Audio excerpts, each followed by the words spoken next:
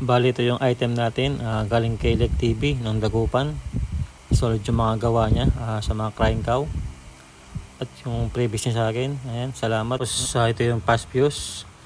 Ito yung whistle ng crying cow, dalawang junior Quitton at yung rocket bombshell, yan. Tapos ito yung giant whistle bomb, ito solid to. Yung whistle niya may effects, parang fountain, bago sumabog, yan. Ganda yung pagkagawa at malinis yung pagkabalot.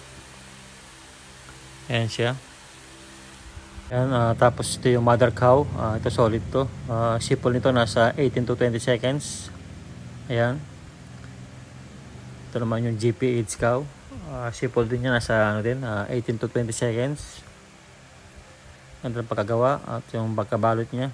Tapos ito yung thermos cow, ito solid to. Ito yung pang alas 12 ko. Ang bigat. Maganda yung pagkabalot niya at yung pagkagawa malinis. Ayan, ito yung para sa bagong taon natin sisindihan. Pang ano to, pang main event o pang alas 12 na.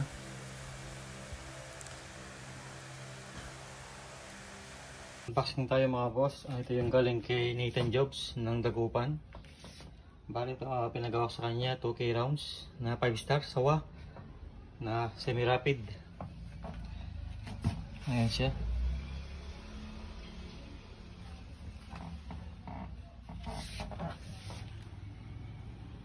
Puno yung isang box, puno yung box.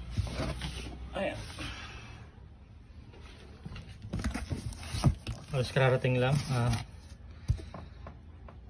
Yan, mainit-init pa. So ito yung size 6 Dagupan. Ito yung dulo.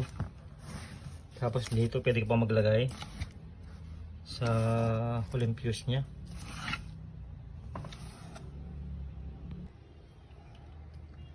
Bale ito, ilalatag ko.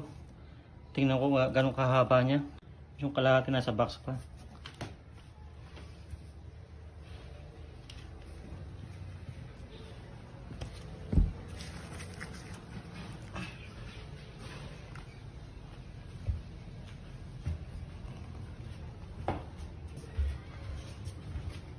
Ito yung dulo niya, size 6.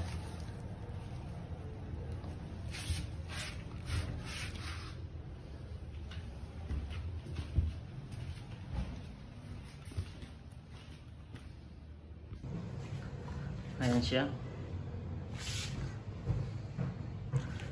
Ito balak ko lagyan ko ng sa unahan niya. Yung bigay ni Dagupan, Silag TV, yung whistle ng crying cow, dito lagay ko. Para mas maganda. Favor months pala lahat sa atin mga boss, mga kapayro. Palapit na yung Pasko at bagong taon na naman.